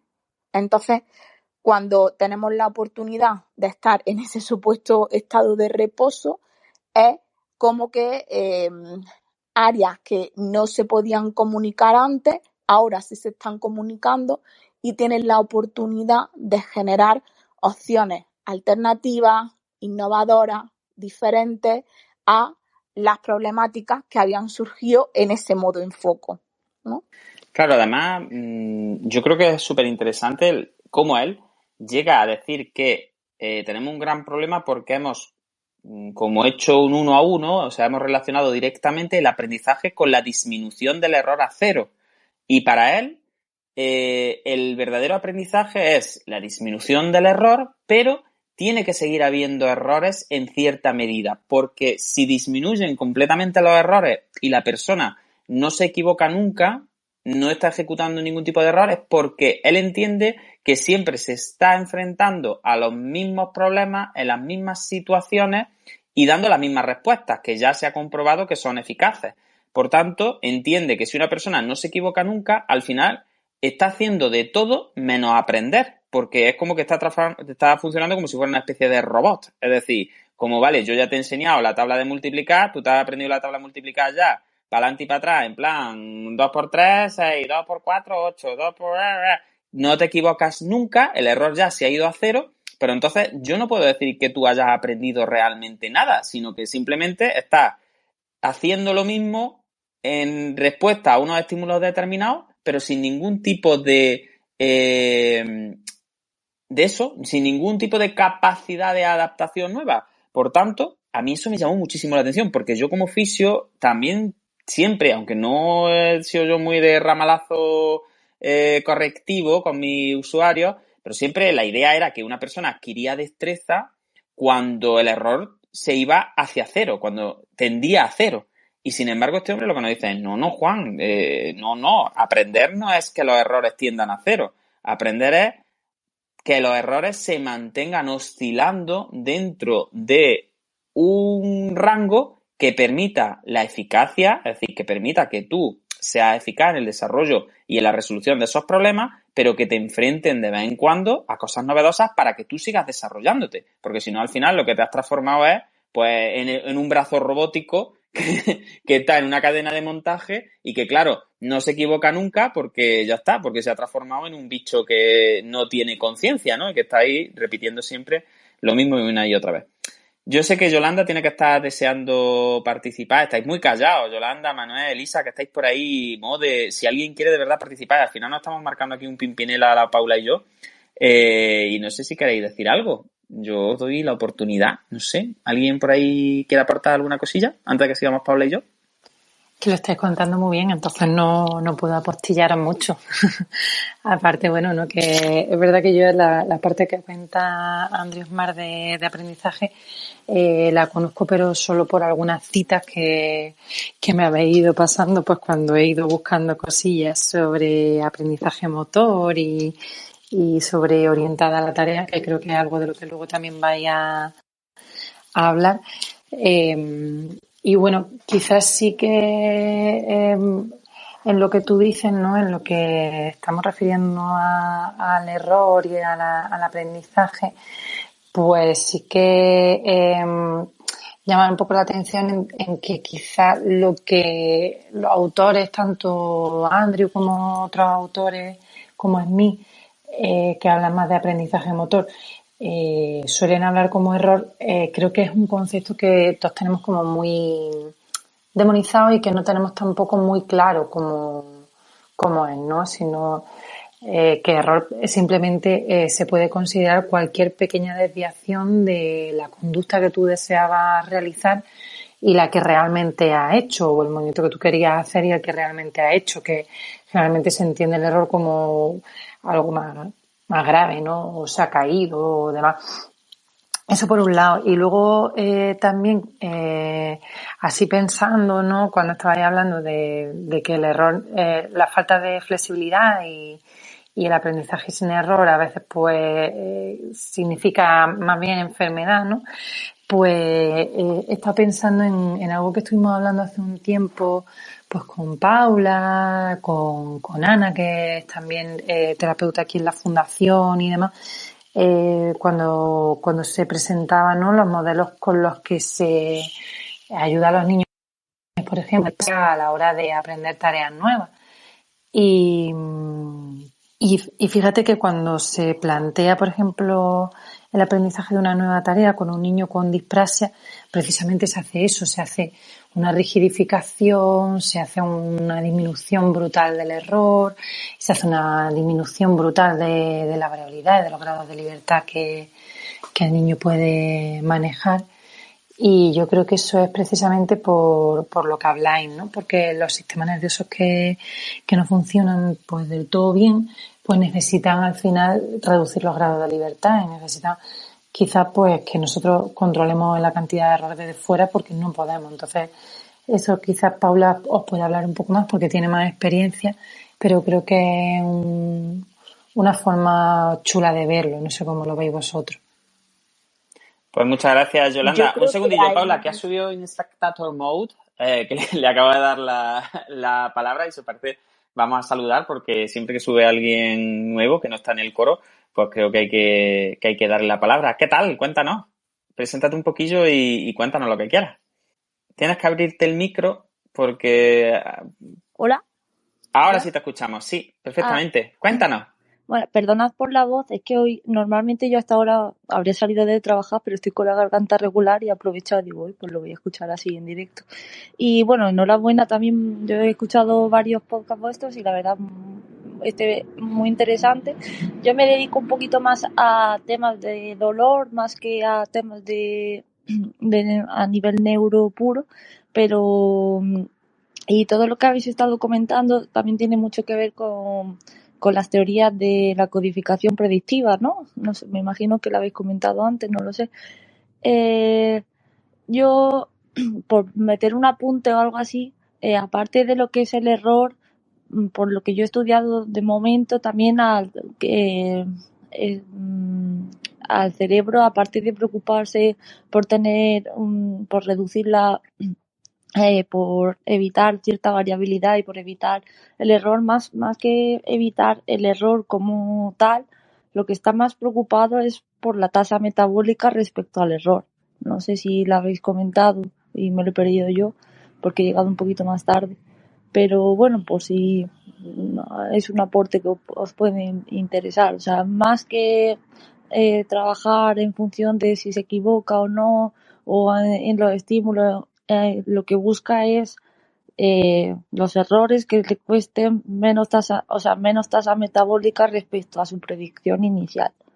No sé si se Pues me sí, explica. la verdad que es muy interesante. Fíjate que no habíamos entrado en conceptos metabólicos porque es verdad que en el libro que estamos comentando Andrew Smart no habla precisamente de eso, pero sí me parece muy buena idea para plantear un capítulo que hable de eso, porque al final fíjate que lo que comenta es interesante en el sentido de, claro, en esa oscilación de errores, ¿no? De como que al final los errores no dejan de ser lo que tú nos comentas, ¿no? Como una especie de falta de alineación entre la Sí, predicción, predicción, sí, exacto. efectivamente, entre la predicción que yo tengo sobre el suceso y al final, pues, lo que me ha pasado y lo que me está costando, ¿no? Al final, si habláramos así un Ujú. poco fácilmente, pues sería eso, como yo esperaba aquí perder 20 euros y he perdido 300 o al revés, ¿no? Ujú. Entonces yo creo que eso es muy interesante porque al final nos permite hacer modelos en los que la predicción entra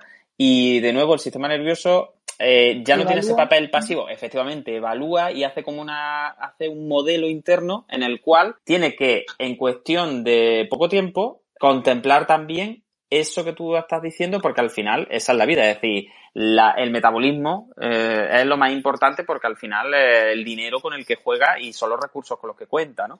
Entonces Ujú. yo creo que eso puede ser un aspecto muy importante y luego lo que comenta de la codificación predictiva, yo Sí. también creo que puede ser súper chulo. Si puedes hacernos así como un resumencillo, porque seguro que tú lo explicas mucho mejor que nosotros.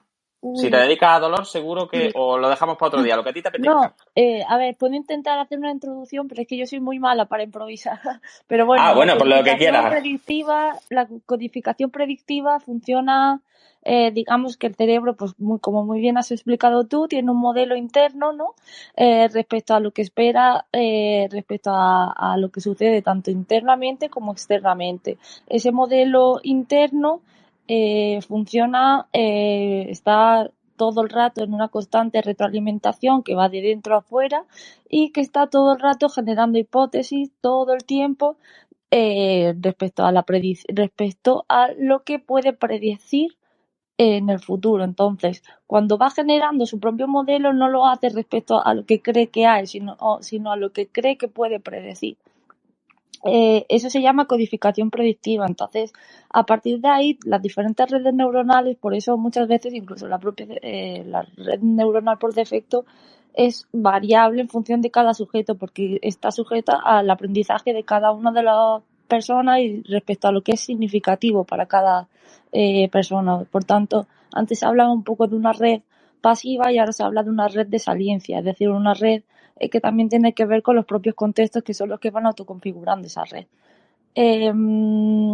Esa codificación predictiva no está preocupada tanto respecto a equivocarse o no y a los valores relativos de sí y no, sino está orientada en todo momento a la supervivencia, respecto a qué error, o sea, tiene que tomar decisiones respecto a lo que predice que su error, que equivocarse va a ser menos costoso a nivel metabólico. Y por eso, por ejemplo, en dolor, que funciona, muchas veces funciona pues como funciona el aprendizaje, por extinción y por asociación. Por ejemplo, en dolor crónico, para hacer un poco una relación, es tan difícil volver a deshacer la neuroplasticidad. ¿Por qué? Porque incluso el riesgo de equivocarse, o sea, tú puedes, para la persona puede que el estímulo doloroso no siga estando y que tú sigas construyendo nocicepción en una hipótesis de dolor y una hipótesis de organismo que necesita protegerse, porque el coste de equivocarse es mucho mayor que el coste de no equivocarse. Y de ahí que incluso cuando se elimina la exposición dolorosa, a diferencia de otros tipos de aprendizaje en los que cuando hay una extinción se elimina, lo que hace es reforzar su hipótesis de que hay algo que se está equivocando y por tanto tiene que afinar más la red y por tanto sensibilizar más los nociceptores para poder predecir mejor dónde está el dolor. Perdona si lo he explicado un poco mal, es que no tenía Chiquilla, pues precisión. para improvisar más lo has explicado estupendamente. Yo por lo menos me ha quedado clarísimo. Efectivamente, al final el sistema nervioso pues funciona un poquito de esa forma conservadora, ¿no? Es decir, y es lo que tú dices, es como uy, si a mí esto me dolía antes y ahora me duele menos, pues a ver si es que no me estoy enterando bien y aquí hay un bicho que me va a matar. Entonces prefiero lo que tú dices, es decir, prefiere siempre como aumentar los recursos dedicados, Para los aunque casos, efectivamente, para la supervivencia. Fíjate que yo esa teoría me encanta que las pongas porque nosotros la utilizamos también, por ejemplo, para el desarrollo de la espasticidad, que es una cosa que fíjate que a lo mejor es tan... y para la parece, fatiga, por ejemplo. efectivamente, es decir, algo que parece que está en otro extremo contrario y sin embargo las explicaciones actuales que tenemos sobre los modelos de desarrollo de hipertonía están muy relacionadas con este modelo predictivo que nos comenta. Es decir, es como, bueno, si yo he perdido grados de libertad porque había una lesión en el sistema nervioso determinada, por ejemplo, en las cortezas, y la médula deja de recibir información, pues prefiere, porque el coste de no tener el tono adecuado, es decir, que el tono no sea suficiente, es mucho peor que tener que lanzar las respuestas exageradas, ¿no? Entonces es verdad que ese grupo de teorías en las que, así simplificando mucho, como que nuestro sistema nervioso es conservador y prefiere como poner el parche antes de la herida, pues son súper interesantes y sobre todo dan pie a cambios muy brutales, muy brutales en cualquier tipo de modelo y a la hora de plantear cualquier cosa. Sí. Efectivamente, tanto en la evaluación como en el tratamiento. Así que si te parece, pues te meto ahí, te lanzo un guante y hacemos un capitulillo un día sobre esto, que puede ser súper chulo, sobre dolor. Ya te digo, yo no soy ningún especialista en dolor y es un tema que me encanta escuchar y si te apetece, pues luego me escribes por privado y te meto en el grupillo y hacemos algo sobre el dolor sin prisa, sin agobios, ya te digo, en plan, como lo hacemos nosotros. Aquí chafardero, como se dice en mi pueblo, ¿vale? Vale. Muchísimas gracias, de verdad, me ha encantado tu intervención. No, gracias a vosotros y perdón. Ya ves tú. Nada, mujer, de verdad. Me ha encantado, pero muchísimo. Así que seguimos con la red neuronal por defecto, pero de verdad que hoy os meto aquí caña a hacer algo sobre dolor porque creo que puede ser súper interesante. La verdad que no sé qué pensáis, pero es muy buena aportación. Bueno, Paula, pues como se nos va un poquillo el tiempo, que son las 9:20 ya, y no quiero renunciar quizá a hablar de un concepto que para mí es el que más me costó entender, ¿no? Y yo no sé si a la gente así en general también le ocurrirá, que es el concepto de ruido, ¿no? Porque este hombre, Andrew Smart, defiende tanto el ruido, defiende entre comillas, incluso ha publicado artículos específicos en los que utiliza el ruido como una forma casi terapéutica en algunos tipos de trastornos, como por ejemplo, creo recordar el TDAH. Es decir, ¿cuál es el concepto de ruido que tiene este hombre? ¿Por qué es útil? Y a ver si podemos hacer que se entienda, porque es verdad que yo lo entiendo mejor de lo que lo explico, el concepto de ruido. A ver si me echan una mano y entre todos podemos dejar algo medio claro. Bueno, yo también quiero agradecer la intervención, que me ha parecido súper interesante. Efectivamente, la teoría de la codificación predictiva es una de las que impera, ¿no?, ahora en el funcionamiento cerebral. Y haciendo una lectura también he recordado otra lectura que hace Andrew en el libro, ahora, por ejemplo, con el sistema inmunitario, pero que viene un poco a colación, ¿no?, de lo que habéis estado comentando. Y él dice que el sistema inmunitario, al igual que el sistema nervioso, ¿no?, y que el funcionamiento cerebral, no está ligado a la defensa en cuanto a reacción constante de estímulos, sino al conocimiento. Y que en base a eso, pues va actuando de una forma u otra, ¿no? Ahora también, como estamos todos, bueno, relativamente puestos en temas de virus y de cómo el sistema inmune responde a esto, me parece que viene bastante a colación y que a lo mejor puede aportar un nivel de análisis de otro campo a lo que estabais comentando, porque al final, claro, lo que él dice es que si el sistema inmunitario trabajase rechazando constantemente todo lo que proviene del exterior, es decir, si simplemente se dedicase a defenderse de todo lo que proviene del exterior, eso sería el fin de la vida, ¿no? Entonces, bueno, me parece así una lectura muy interesante y como hemos puesto varios ejemplos de sistema nervioso parasimpático, de variabilidad en la frecuencia cardíaca y demás, pues no sé si más o menos se entiende un poco la relación, pero yo lo he visto y he querido comentarlo. Y bueno, con el tema del ruido, es cierto que el autor es un gran defensor de esta propiedad del cerebro, y bueno, pues se va incluso a cómo pues el ruido es algo que funciona en los sistemas diarios, ¿no?, del mundo, pues como en las líneas telefónicas, en sonidos, ¿no?, que hay en el mundo y demás. Entonces, claro, lo que dice es que deberíamos interpretar el ruido en el cerebro como algo positivo. ¿Por qué? Porque si no hay un ruido de fondo en el cerebro, puede que algunas señales que emitan que las neuronas están intentando emitir no lleguen con la suficiente energía para comunicarse las unas con las otras. Yo a lo mejor este concepto de ruido sí que lo asocio un poquito como con ese stand-by de la televisión, ¿no?, que es cierto que permite que cuando un sistema neuronal se quiere comunicar con otro, esa comunicación se facilite un poco gracias al ruido de fondo. Entonces, si tenemos unos niveles adecuados de ruido de fondo, hay más probabilidad de que esas señales cerebrales fluyan a lo largo del cerebro, ¿no? Entonces, claro, y dice, el ruido se debe entender como un sistema no lineal en el cerebro, porque es el que ayuda a que la propagación de la señal viaje de una área a otra a nivel cerebral. No sé si más o menos yo me he explicado.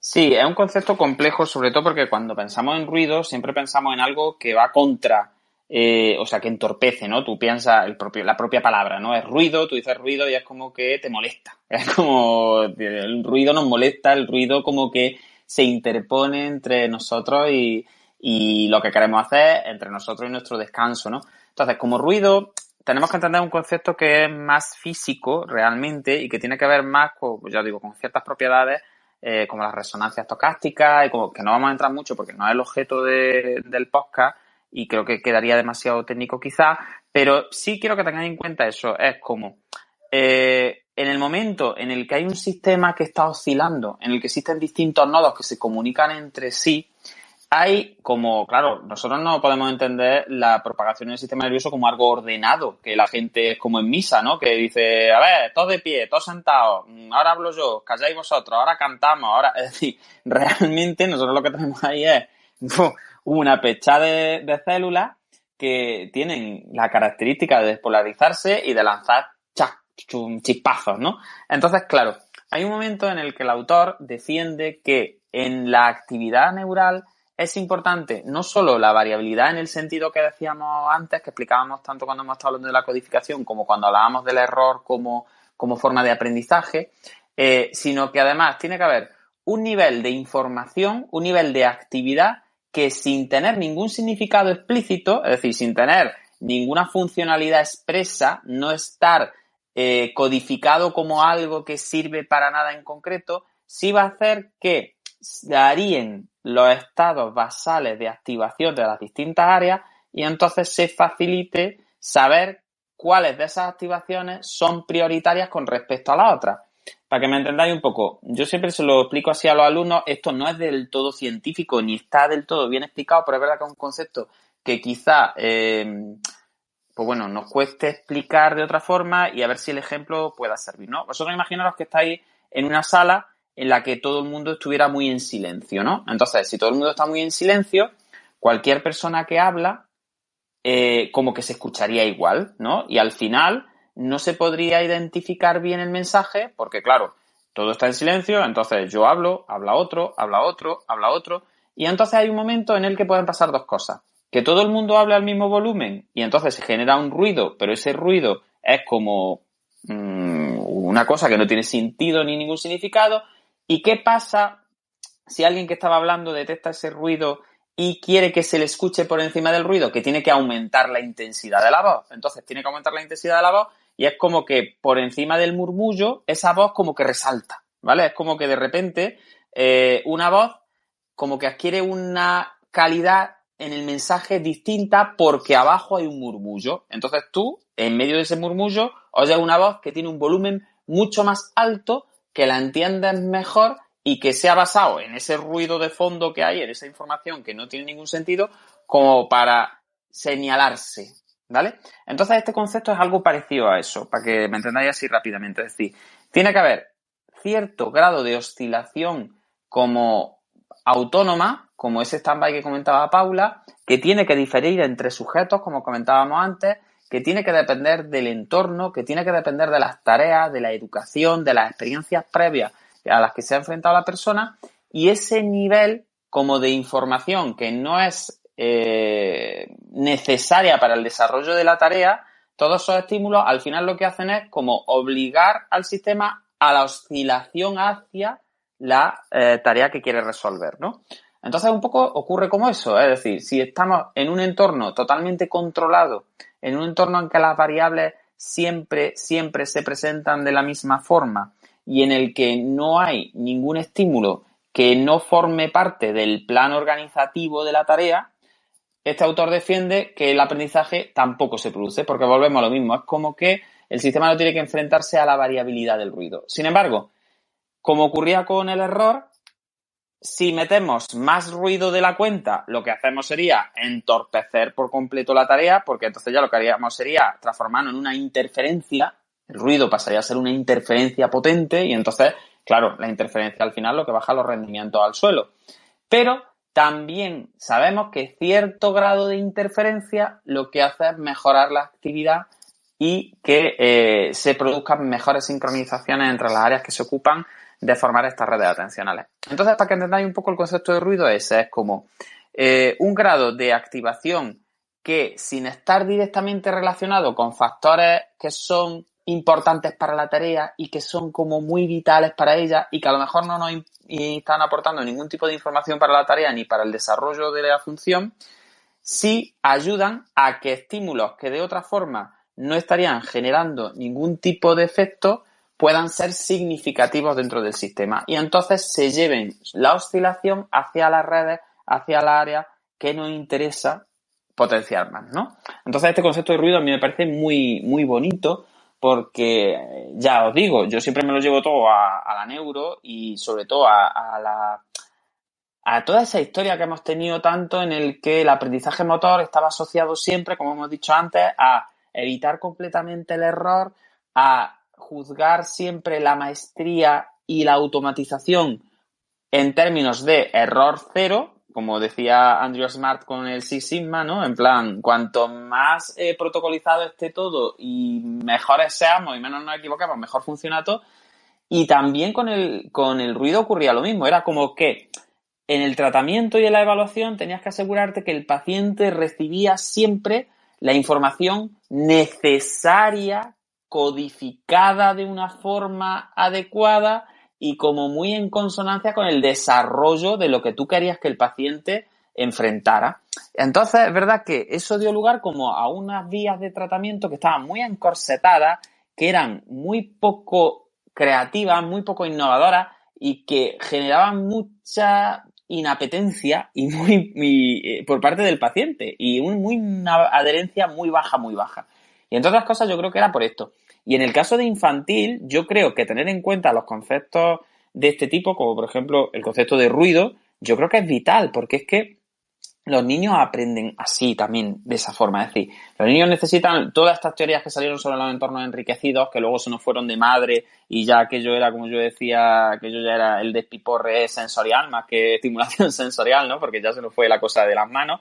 Pero las teorías de enriquecimiento sensorial y de enriquecimiento contextual, si nos vamos a las bases y nos vamos un poco a la filosofía inicial de todo esto, estaban muy en ese sentido, en el sentido de, vamos a ver, tenemos que entrenar a los niños que tienen dificultades motoras o dificultades cognitivas, dificultades de desarrollo en general, tenemos que entrenarlos en que su sistema cognitivo y su sistema motor tiene que ser capaz de aprender y de generar como un aprendizaje más adaptado también en entornos en los que aparece este tipo de información que no es relevante para la tarea, pero que sí puede ayudar a que se haga la tarea de una forma más funcional. Porque al final, al enfrentarse a esta interferencia, llamémosla interferencia medida, provocamos que la saliencia de las cosas que queremos potenciar sea mayor, sea más necesaria, ¿no? Como en esa conversación que os ponía yo antes de ejemplo, en el que había ese murmullo y si yo quería que se me entendiese, como que tenía que chillar y generar un volumen de voz más alto para que el ruido como me ayudara a dar esa respuesta más significativa, ¿no? Así que el concepto de ruido yo creo que es difícil de entender un poco y ya si nos metemos en ser científicos y hablar del ruido en términos, pues bueno, en términos ya os digo de resonancia y demás, pues podríamos echar una tarde aquí. Yo creo que sería un concepto que si lo explicáramos bien y se entendiera y lo pudiéramos divulgar, pues ya es que seríamos aquí estupendos porque es complicado de entender. Pero bueno, sí quiero por lo menos llamar la atención sobre las implicaciones que tiene en evaluación y en tratamiento. Y sobre todo es salirnos del encorsetado de entender que todo lo que se haga en la evaluación o en el tratamiento que no sea pertinente para la tarea que se está trabajando es negativo, ni mucho menos, ¿vale? Y volvemos como con el error. Tenemos la responsabilidad como profesionales, como terapeutas, de saber graduar el error y graduar la interferencia para maximizar la saliencia de las estrategias que generan nuestros usuarios. Yo creo que eso sería un poco pues lo que yo he entendido sobre lo que Andrew Smart quiere decirnos en este libro. Así que bueno, Paula, ¿qué nos cuentas? Vamos a abrir un poquillo, si os apetece, ronda de conclusiones, porque son ya las 9 menos 20, llevamos 1 hora y 40 minutos hablando aquí. El tema es muy guay, pero yo creo que ya tenemos que abrir un poco voces, contarnos conclusiones, aportar si tenéis alguna cosilla así que os ha llamado la atención, si queréis hacer alguna puntualización, en fin. Hay gente que podéis abrir el micro directamente y los que no, pues me podéis solicitar y os abro sin ningún problema, porque yo creo que es muy interesante que participéis. Así que no sé si Yolanda, Paula, Manuel, Mode, Fernando que está por ahí, Sonia, si alguien más quiere hacer algún aporte. Bueno, yo a modo de conclusión, cerrando un poco con el tema del ruido, al final es que es efectivamente lo que tú comentas, ¿no? Que es el aprendizaje, sino esa oportunidad de extraer las variables clave dentro de un entorno ruidoso, aleatorio y variable, pero donde nosotros podemos efectivamente sacar unos patrones de funcionamiento concretos, ¿no? Al final, el ruido es importante porque la señal estable no existe en el mundo y no existe en la vida y la capacidad, digamos, que tiene el sistema es de, dependiendo de esa intensidad de ruido o cómo se variabilice ese ruido, puede extraer las claves fundamentales para generar determinados patrones, ¿no? de aprendizaje.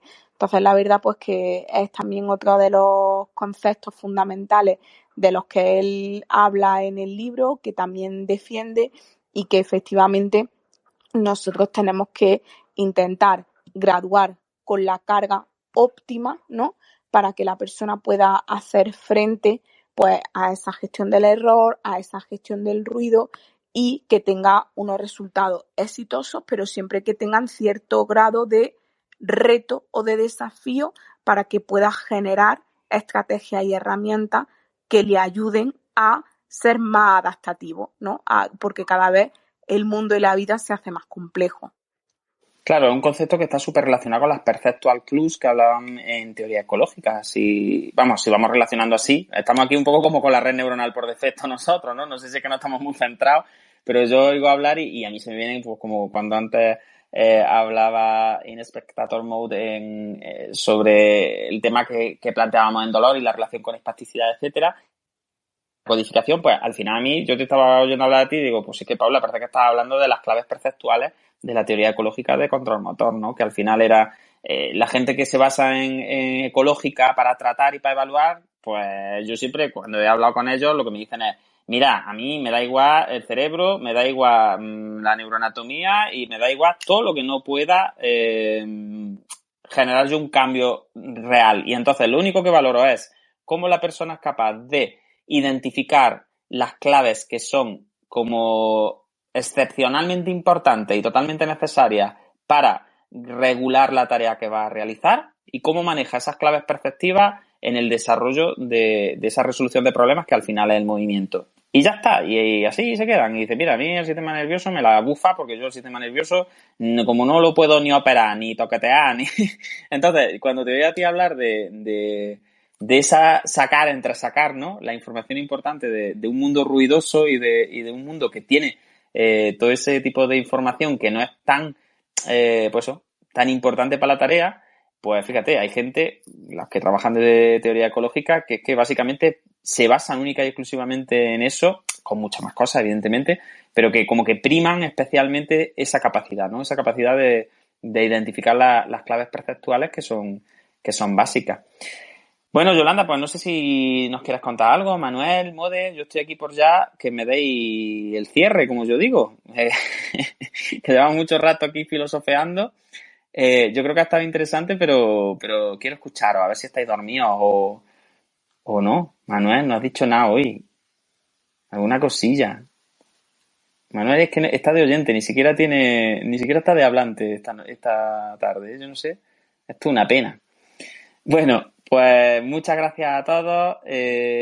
Paula, ha sido un placer de verdad. Nos hemos marcado aquí un pimpinela a los dos, desvariando. Aunque la gente no se lo crea, esto no estaba preparado. Esto es como que nos hemos puesto a hablar aquí sobre un tema y hemos estado bien acompañados. Y bueno, y hemos intentado pues que sea interesante de alguna manera, pero de verdad que yo he estado muy a gusto, Paula. Así que cogiendo un poco el guante que nos han lanzado antes, podemos ir organizando ya algo sobre dolor y codificación predictiva o algo en general sobre codificación, porque yo creo que es un tema súper chulo y me encanta que salgan este tipo de cosas durante los programas porque nos dan ideas. Y a los demás, pues ya está. Simplemente daros las gracias de verdad por estar ahí, que hay gente que ha estado aquí todo el rato escuchándonos a los dos y eso es un auténtico coñazo, os lo digo de verdad, que yo no consigo ni que mi familia me escuche tanto rato, así que os lo agradezco de verdad. Paula, pues despídete, chica, propon tema o cuéntanos tu experiencia, que nos vamos ya sí que nos vamos. Bueno, pues gracias a ti, la verdad que siempre es un placer charlar contigo este rato. A mí me gusta mucho, y si es de Andrew y de su libro, pues más todavía. Efectivamente no estaba nada planeado, pero creo que nos hemos sincronizado relativamente bien. Además, nos hemos autoorganizado.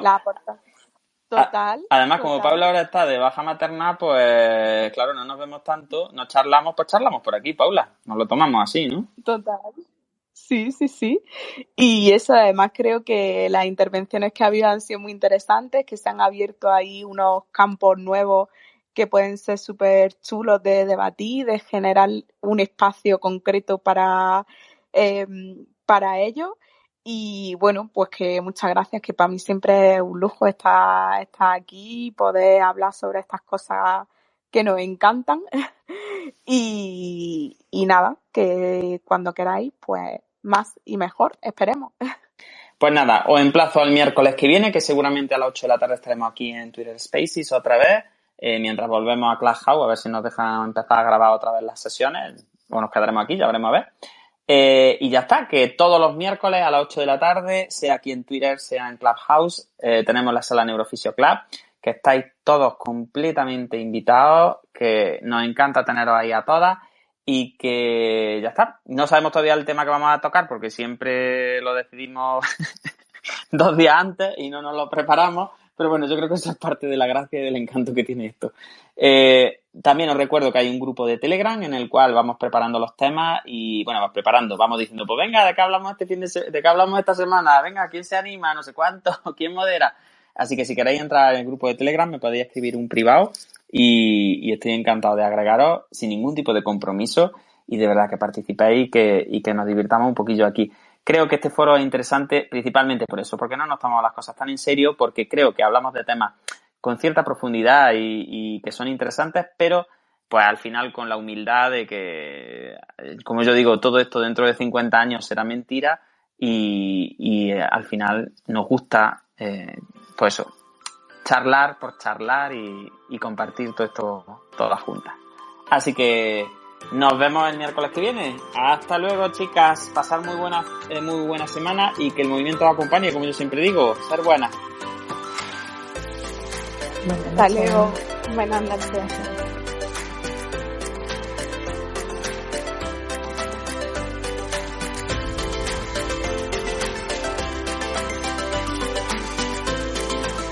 Neuroconciencia, del caos a la sinergia.